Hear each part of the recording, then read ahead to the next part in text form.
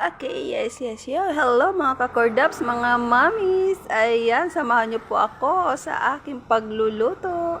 At ako po ay magpi-prepare ng aming hapunan. Okay, so ayan. So guess what? So alam niyo na, nakita niyo na, ayan, tama po kayo, meatloaf. So, nag-isip kayo kung ano kaya ang pwedeng gawin sa meatloaf. Okay, so bakit ko kaya ginagawa yan? Okay, ano. So, let's see. Tingnan natin kung ano ang aking gagawin. Okay, so, ayan. So, by the way, hindi ko po ini-endorse ang brand, ha? Nagkataon lang pong nakita nyo ang brand ng aking niluluto. Okay, so, ayan. So, dinurog-durog ko po siya, okay? Siguro nag-isip kayo, ano kaya ang aking lulutuin? Okay, so, ayan. So, isang lata na po siya. So, bali, 2 can po ang nilagay ko para mas masarap. Okay, so, ayan. Pinaghalo ko na po yung 2 cans. Kasi sabi ko, baka kulangin. Okay. So, ayan, kailangan ko po munang durugin ng maayos para parares at hindi buo-buo at para pararehas. Okay. So, ayan, naglagay na rin po ako ng carrots. By the way po, kailangan po ang carrots ay medyo pino po ang ilalagay nyo. Okay. So, hindi ko naman po siya pinagiling, pero hiniwa ko lang po siya ng mga pino. Okay, kasama na rin po ang patatas. Okay, para mas masarap siya. Okay, at syempre, eto pa. Ayan, nilagyan ko na rin po siya ng Chinese pichay. Okay, para mas masarap nga naman at para mas maganda yung lasa, mas masarap kasi more on gulay siya, 'di ba? Mas healthy naman. Okay, kahit yung meatloaf ay syempre mga preservatives naman siya, 'di ba? So much better, mas maganda may gulay nga naman kasi ang kalalabasan niyan ay ano kaya?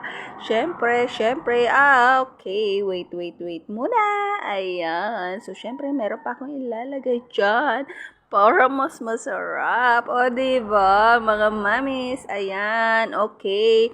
So, nilagyan ko po siya ng 2 itlog po yan. Ano, okay, para mas malasa. Okay. And then, ayan, mga pampasarap na rin po. Ayan. So, pinaghalo-halo ko na sila dyan. At syempre, ayan, sibuyas bawang. Ayan.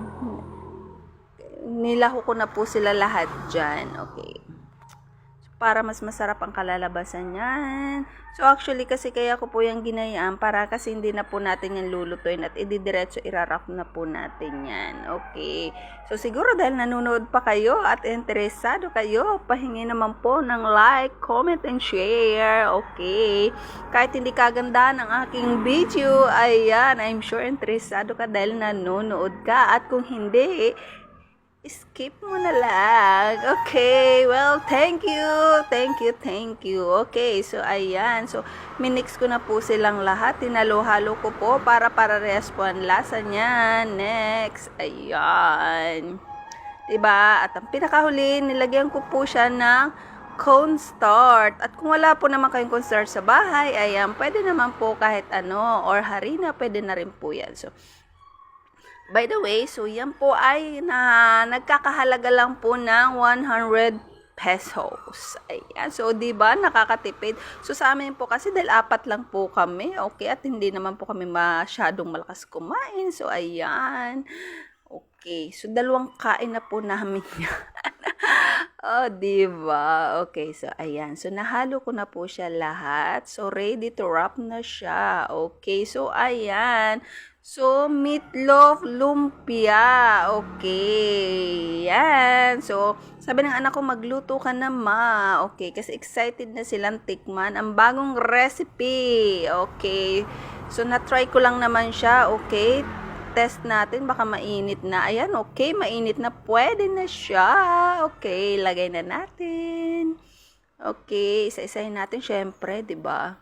So, by the way, baka sabihin nyo, bakit kinamay ko? Don't worry, malinis naman ang aking kamay kasi bago ako nag-prepare ng pagkain, so kailangan malinis ang kamay natin. Okay, ayan. O, diba, nilagay ko na siya.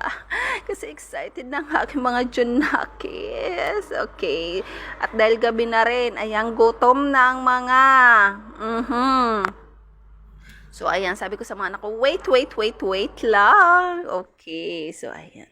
Okay, ayan na po ang finished product. Okay, diba? So, yun. So, ayan, ayan. Oh, diba? Kita nyo naman. Oh, diba? Ang sarap niyan. Okay.